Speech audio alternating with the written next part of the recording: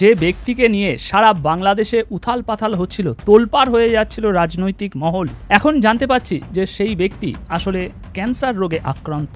ওনার ফুসফুসে ক্যান্সার হয়েছে। মানে যে ব্যক্তি মৃত্যুর কোলে ঢলে পড়েছে তার বিচার করে তাকে জেলে পাঠানোর জন্য বাংলাদেশের মানুষের জন্য দুটি সুসংবাদ, চমৎকার কিছু পরিকল্পনা আছে। এটি একটি চমৎকার সুসংবাদ। এবার আসি আসল দুটি সুসংবাদের কথা। সেটি হলো, একটি বিষয় হলো ডাক্তার পিনাকি ভট্টাচার্য ইসলাম গ্রহণ করেছে, তিনি মুসলিম হয়ে গিয়েছেন। এই সংবাদটি পিনাকি ভট্টাচার্যের নিজের ভিডিওতে শেয়ার করেছেন। এই কথাটি নাকি ডাক্তার পিনাকি ভট্টাচার্য গোপন রেখেছেন। সেনাপ্রধানকে নিয়ে টান টান উত্তেজনার মধ্যে আমি মনে করি সেই পিনাকির চাপে 7 ঘন্টার মধ্যেই পিনাকির বিজয়। যে পিনাকি ভট্টাচার্য যাকে ধরে তাকে তো জয় বাংলা করে দেয়। সম্প্রতি লন্ডন থেকে বিএনপির ভারপ্রাপ্ত চেয়ারপারসন তারেক রহমান বাংলাদেশের সেনাপ্রধান জেনারেল ওয়াকারুজ্জামানকে টেলিফোন করেছিলেন। 22 মিনিট স্থায়ী এই টেলিফোন আলাপে প্রধান দুটো বিষয় উঠে এসেছিল। তার একটি হলো এই সেনাপ্রধান সুযোগ খুঁজছেন, শুধু কোনো না কোনোভাবে সেই করা, শুধু পারছেন না একমাত্র ইউনূসের ধাক্কার কারণে। ইউনূসের সাথে ওনারা সামলায় উঠতে পারছে না। বাট এখন প্রধানমন্ত্রী যদি নাকি অবৈধ হয়, তার ওটা যদি আপনি না মানেন, রাষ্ট্রপতি কোথেকে আসলো? সেনাবাহিনীর যারা যারা এর সাথে জড়িত ছিল তাদের সবাইকে গ্রেপ্তার করতে হবে, এদেরকে গ্রেপ্তার করতে হবে এবং সাধারণ আইনে গ্রেপ্তার দেখাইতে হবে, বিচারের মুখোমুখি করাইতে হবে। দুইটা রাস্তা ওয়াকারের সামনে খোলা, অর্থাৎ ওয়াকার এখন একটা চরম বিপদে। তাহলে সংবিধানটা বাতিল হয়ে যাবে এবং সাংবিধানিক সমস্ত পোস্ট, অর্থাৎ সেই সংবিধানের আন্ডারে যারা যারা শপথ নিয়েছে, রাষ্ট্রপতি, সেনাপ্রধান, বিমান প্রধান এবং যারা আছে, সে পদগুলো খালি হয়ে যাবে। কথায় আছে, কয়লা ধুইলে যায় না ময়লা। রীতিমতো তোলপাড় হয়েছে। আসল চরিত্র কিন্তু সবার সামনে বের হয়ে এসেছে। আসসালামু আলাইকুম, নতুন একটা নিউজে সবাইকে স্বাগতম। ভিডিওর শুরুতেই যে ভিডিওগুলোর বিশেষ অংশ আপনারা দেখেছেন, ভিডিওর বিশেষ অংশ দেখেই হয়তো বুঝতে পেরেছেন যে আজকের এই ভিডিওটি কতটুকু গুরুত্বপূর্ণ হতে চলেছে। বর্তমান প্রেক্ষাপটকে ঘিরে আজকের এই ভিডিওটি সাজানো হয়েছে। তো সবাইকে বলবো, আজকের এই ভিডিওটি সবাই ধৈর্য সহকারে দেখতে থাকুন। জানতে পারবেন দেশ এবং বিদেশের বিভিন্ন রহস্যময়ী ঘটনা বা ইতিহাস। তো চলুন তাহলে কথা না বাড়াই, একটা লাইক দিয়ে বিস্তারিত সবগুলো ভিডিওর আলোচনাগুলো শুনে আসি। একটা গুরুত্বপূর্ণ ঘটনা দিয়ে শুরু করি, তাহলেই বুঝতে পারবেন বাংলাদেশের সাথে এই মুহূর্তে মোদীর সরকারের অন্তরের জ্বালাটা কোন লেভেলের। বাংলাদেশের যিনি রাষ্ট্রদূত আছেন সম্ভবত ভারতে, তো গতকালকে ওনার পরিচয়পত্র পেশ করার একটা নির্ধারিত তারিখ ছিল। হুট করেই সেই পরিচয়পত্র পেশ করার তারিখটাকে স্থগিত করে দেওয়া হয়েছে। এখন এটার পিছনে কেউ কেউ বলছেন শুধু বাংলাদেশ না, তুরস্কেরও স্থগিত করা হয়েছে। কারণ ভারত পাকিস্তান যুদ্ধে বাংলাদেশের জনগণের অধিকাংশ যারা পাকিস্তান প্রেমী আছেন তাদের যে খুল্লাম খুল্লা সাপোর্ট ছিল, আবার সরকারিভাবেও ভারতের বিপরীতে বাংলাদেশের পাকিস্তানের সাথে যে সুসম্পর্ক সেটাকে ডাবল নেগেটিভ দেখছে। এমনকি ডক্টর মোহাম্মদ ইউনূসকে নিয়ে ভারতের কিছু টুটটুট মন্ত্রী আছে যারা বলে যে মোল্লা ইউনূস, আচ্ছা ওনার কি দাঁড়িয়ে আছে না, ওনারে হজ করতে দেখতেছেন যে মোল্লা শব্দটা মানে থাকে না যে একটা কাছাকাছি লেভেলের, বাট ওরা মনে করে এইটা। তো সেই জায়গা থেকে আপনার ভারত পাকিস্তান যুদ্ধের পর একটা ইফেক্ট তৈরি হয়েছে বাংলাদেশ ইস্যুতে। ইভেন বাংলাদেশকে নিয়ে অনেকটা টেনশনে আছে। চিকেন স্ন্যাক যে এলাকাটা ভারতের গণমাধ্যম, ভারতের সেনাবাহিনী দাবি করছিল পাকিস্তানের গোয়েন্দারা নাকি এসে বাংলাদেশের ভিতরে এগুলা চেক ব্যাকও করে গেছে। যাই হোক, বাংলাদেশকে অনেকটা ভয় দেখাতে চায় এবার। পাকিস্তানের কাছে খুব বেশি সুবিধা করতে পারেনি, তবে বাংলাদেশকে ভয় দেখাতে চায়। এখন আসুন কি করছে। পশ্চিমবঙ্গে তিস্তা নদীর অববাহিকায় যুদ্ধকালীন প্রস্তুতির অংশ হিসাবে, কিসের যুদ্ধ? বাংলাদেশের সাথে তো যুদ্ধ নাই, বাট যুদ্ধকালীন প্রস্তুতির অংশ হিসাবে ভারতের সামরিক বাহিনী পূর্ণাঙ্গ সামরিক মহড়া আপনার শুরু করেছে। 3 দিন ধরে আপনার তিস্তা ফিল্ড ফায়ারিং রেঞ্জে তিস্তা প্রহার নামে এই মহড়া চালানো হয়েছে। মহড়ার জায়গাটি ভারতের চিকেন স্ন্যাক বা শিলিগুড়ির করিডোরের একদম দরজার সামনে। এগুলা হচ্ছে কি ধরেন জায়গা মতো দেখানো দরকার, পাকিস্তানের সাথে কাশ্মীরে দেখান। বর্তমান অন্তর্বর্তী সরকার, তাদের জাতীয় নাগরিক পার্টি এবং তাদের সংশ্লিষ্ট জামাত হিজবুতি যারা রয়েছে তারা একযোগে চাচ্ছে আগামী মাস, অর্থাৎ মে মাস চলছে, জুন মাসের 10 তারিখের মধ্যে জুলাই ঘোষণাপত্র প্রকাশ করতে। এবং এটাও শুনতে পাচ্ছি জুলাই ঘোষণাপত্র প্রকাশের পর বাংলাদেশের যে 72-এর সংবিধান বর্তমানে রয়েছে, বাংলাদেশ যে সংবিধানের ধারা অনুযায়ী পরিচালিত হচ্ছে, যদিও এই সরকার সেটা মানছে না, অর্থাৎ 72-এর সংবিধান বাতিল হয়ে যাবে। বাংলাদেশের সংবিধানে বহুবার কাটাছেঁড়া হয়েছে, এটা আমরা সবাই জানি। বিভিন্ন কারণে, রাষ্ট্রীয় কারণে এই সংবিধান সংশোধন করতে হয়েছে। এটা বিগত সময়ে বিএনপি করেছে, আওয়ামী লীগ সরকারও করেছে, তাদের কাউকে দোষ দেওয়ার কোনো অবকাশ আমি দেখছি না। আচ্ছা, এই যে জুলাই ঘোষণাপত্র, এই ঘোষণাপত্রের সব থেকে বড় বাধা এই মুহূর্তে কারা বা কোন গোষ্ঠী বা কোন ব্যক্তি? এই মুহূর্তে বাংলাদেশের জুলাই ঘোষণাপত্র প্রদানের সব থেকে বড় বাধা বর্তমান সরকারের বাংলাদেশের সেনাপ্রধান জেনারেল ওয়াকারুজ্জামান এবং মহামান্য রাষ্ট্রপতি শাহাবুদ্দিন চুপ্পু। এখন যদি জুলাই ঘোষণাপত্র প্রকাশ করতে হয় কিংবা প্রদান করতে হয়, সেক্ষেত্রে এই বাধাগুলোকে উতরে যাওয়া খুব স্বাভাবিকভাবে তাদের জন্য খুব বেশি গুরুত্বপূর্ণ। এবং এখানে আরেকটা বিষয় রয়েছে, এই জুলাই ঘোষণাপত্রের অন্যতম বড় বাধা বিএনপি, কিন্তু আদতে বিএনপি তো ওই ক্রেডিট খোর সংগঠনে পরিণত হয়েছে। আওয়ামী লীগ নিষিদ্ধের দাবিতে তারা রাজপথে ছিল না, কিন্তু পরবর্তীতে যখন আওয়ামী লীগ অফিসিয়ালি নিষিদ্ধ হয়ে গেল তখন তারা বলেছে আমরা তো এটা ফেব্রুয়ারি মাসেই বলেছিলাম, এবং তারা আওয়ামী লীগের কার্যক্রম নিষিদ্ধকরণে তারা অনেক বেশি আনন্দিত। মির্জা ফখরুল ইসলাম আলমগীর তিনি নিজে সে কথা বলেছেন। সুতরাং বিএনপিকে নিয়ে ভরসা করার কিছু নাই, এবং বিএনপির কথা যে বর্তমান সরকার এবং জাতীয় নাগরিক পার্টির নেতাকর্মীরা পুছে না অর্থাৎ গুনে না, সেটা প্রমাণিত। এখন জুলাই ঘোষণাপত্রের যে অন্যতম বড় বাধা আমাদের জেনারেল ওয়াকারুজ্জামান সেনাপ্রধান, জেনারেল ওয়াকারুজ্জামানকে সরানোর প্রক্রিয়া কি? বাংলাদেশের সংবিধান কি বলে? বাংলাদেশের সংবিধান এই বলে যে জেনারেল ওয়াকারুজ্জামানকে সরানোর প্রক্রিয়া একমাত্র যে ব্যক্তি সেটা হচ্ছে মহামান্য রাষ্ট্রপতি। যদিও সেটা প্রধানমন্ত্রী নির্দেশনা অনুযায়ী হয়, এই মুহূর্তে যেহেতু বাংলাদেশে প্রধানমন্ত্রী নেই, অর্থাৎ নির্বাচিত সংসদের মাধ্যমে নির্বাচিত প্রধানমন্ত্রী নেই, সেই ক্ষেত্রে জেনারেল ওয়াকারুজ্জামানকে সরানোর জন্য একমাত্র ব্যক্তি মহামান্য রাষ্ট্রপতি। এখন জেনারেল ওয়াকারুজ্জামান এই বিষয়টা হয়তো বা তিনি জানেন, তার আমি যতটুকু তথ্য পেয়েছি রাষ্ট্রপতির সাথে আমাদের তিন বাহিনীর প্রধানের বৈঠক হয়েছে, এবং আপনারা জানেন কিনা আমি জানি না, এই তিন বাহিনীর প্রধান কিন্তু খুব নিকটতম বন্ধু, খুব কাছের বন্ধু তারা তিনজন। যদি জেনারেল ওয়াকারুজ্জামানকে সরিয়ে দিতে না পারে তাহলে জুলাই ঘোষণাপত্র কি আদৌ প্রকাশ করতে সম্ভব, মানে তারা পারবে? আমি জানি না, জানা নাই। এখন যদি কোনো কারণে বাংলাদেশের জুলাই ঘোষণাপত্র বর্তমান অন্তর্বর্তীকালীন সরকার প্রকাশ করতে পারে, সেক্ষেত্রে সেনাপ্রধান এমনিতে আউট, তাকে রাষ্ট্রদ্রোহিতার দায়ে হয়তো বা গ্রেফতার করা হবে। পরবর্তীতে টার্গেটকে শেখ হাসিনার বসিয়ে দেওয়া রাষ্ট্রপতি শাহাবুদ্দিন চুপ্পু। এখন রাষ্ট্রপতি অপসারণের নিয়ম কি, বাংলাদেশের সংবিধান কি বলে? বাংলাদেশের সংবিধানের 52 অনুচ্ছেদ অনুযায়ী রাষ্ট্রপতির মৃত্যু ব্যতীত আপনি যে প্রক্রিয়াতে অপসারণ করতে চান না কেন সংসদ লাগবে, স্পিকার লাগবে। রাষ্ট্রপতি যদি পদত্যাগ করেন সেই ক্ষেত্রে তার পদত্যাগ পত্র জমা দিতে হবে স্পিকারের কাছে।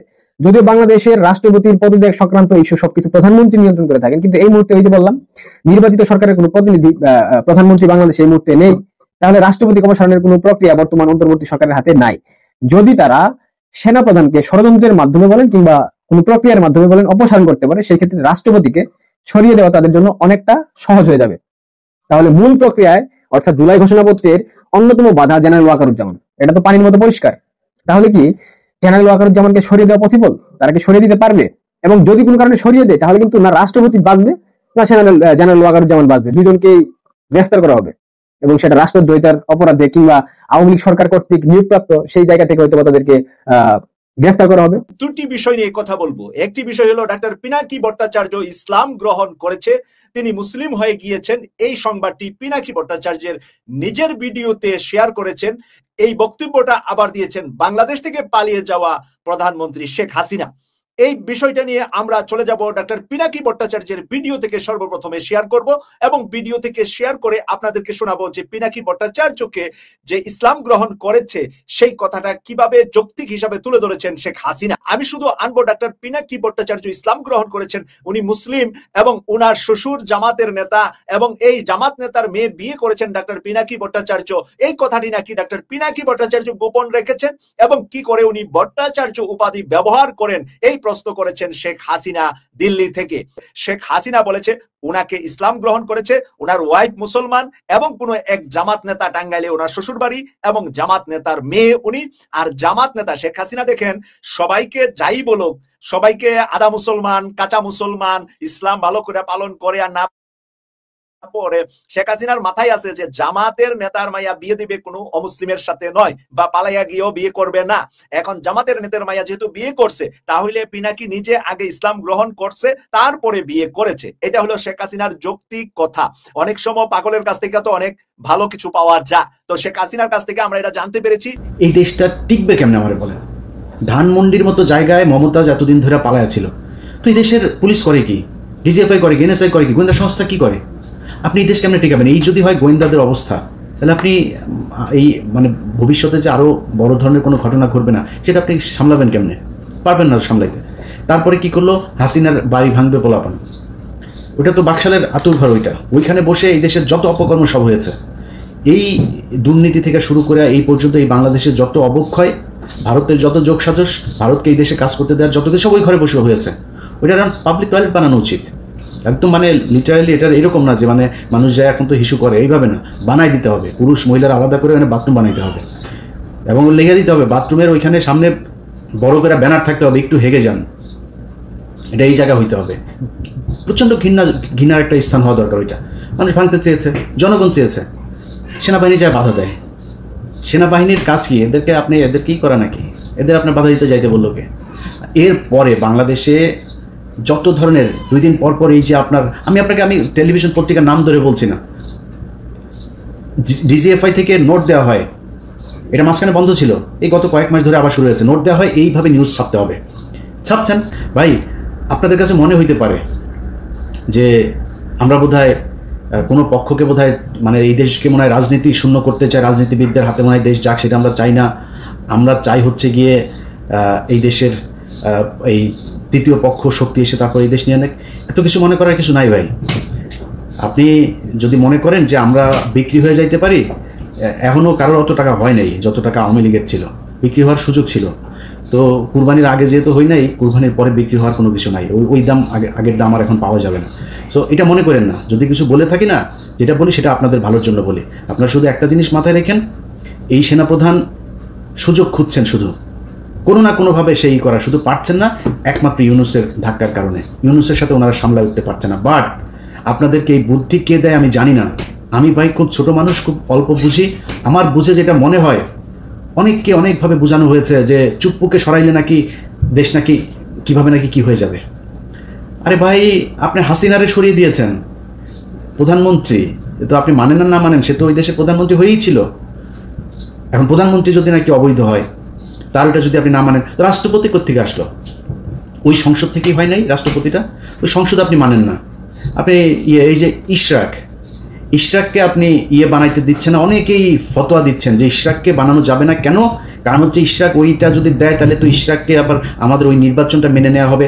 আর ভাই, ইশরাককে নির্বাচন আপনার ওইটা দিতে বলছে কে? ইশরাককে তো মানুষ নামই দিয়েছে জনতার মেয়র, ওই এমনিতে যায় বসবে, ওরা আপনার ওই নির্বাচনের হিসাবে দেওয়ার দরকার। অনেক জায়গায় বসাচ্ছেন না লোকজন, আপনি রিটায়ার্ড পুলিশের লোককে আইনে পুলিশের আইজিপি বানাচ্ছেন, কমিশনার বানাচ্ছেন।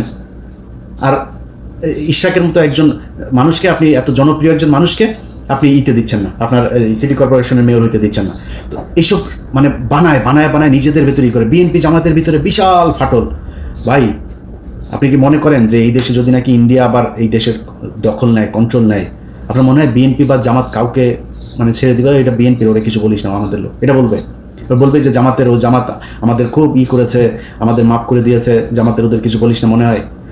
আপনাদের ভিতরে সুকৌশলে এবং সোশ্যাল মিডিয়াতে, আমি গতকালকে আমার ফেসবুকে একটা পোস্ট করেছে, এই যে নিজুম মজুমদার, যে হারপিক মজুমদার আছে, এই হারপিক মিলে ওদের তো ধরেন সারাদিন কোনো কাজ নেই এখন, ওদের খালি অপেক্ষায় থাকে যে এটা আমরাও ছিলাম এক সময়, যে কখন হাসিনার পতন হবে, ওদের কাজ হচ্ছে ওইটা।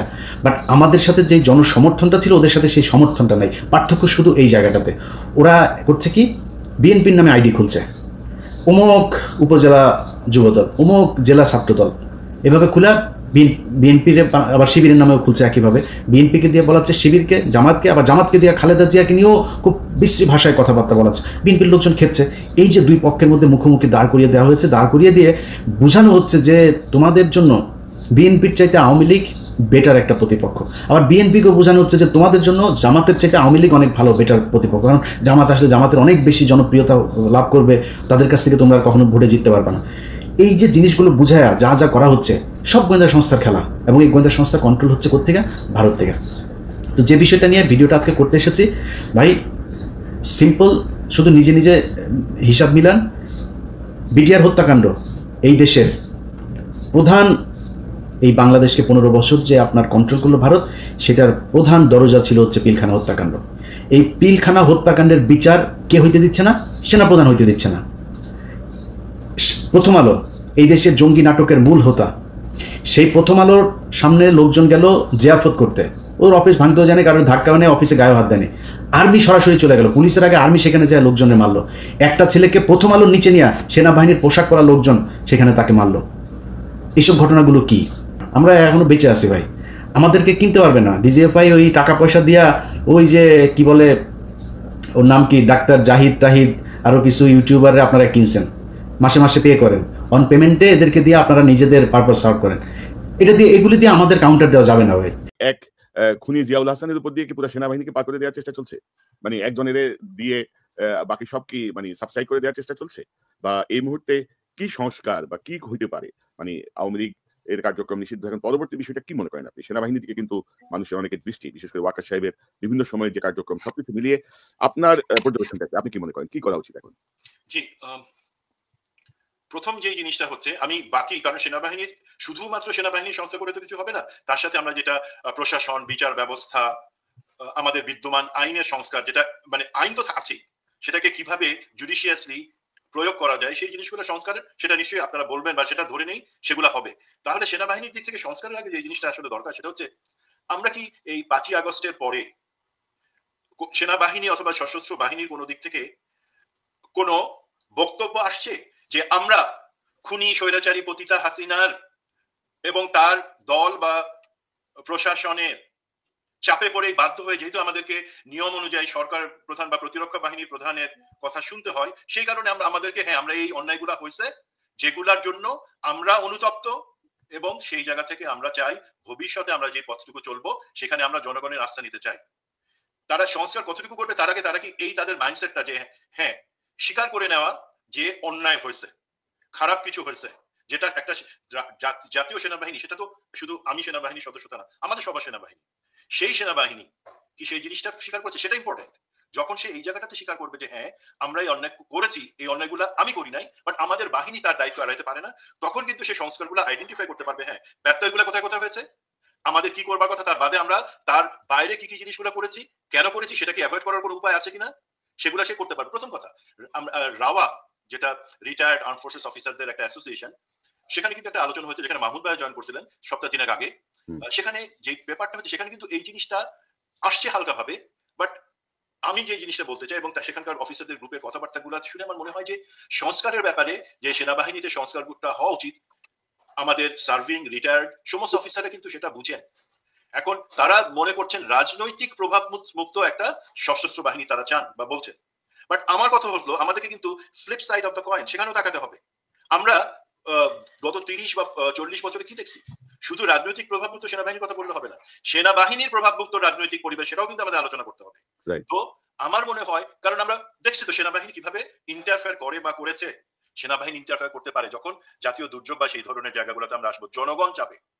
জনগণ কোথায় কবে চাইছিল যে কারণে সেনাবাহিনীকে ইন্টারভেন করতে হয়েছে, যারা জাস্টিফাই করতে পারবে সেই জিনিসগুলো পারবে না।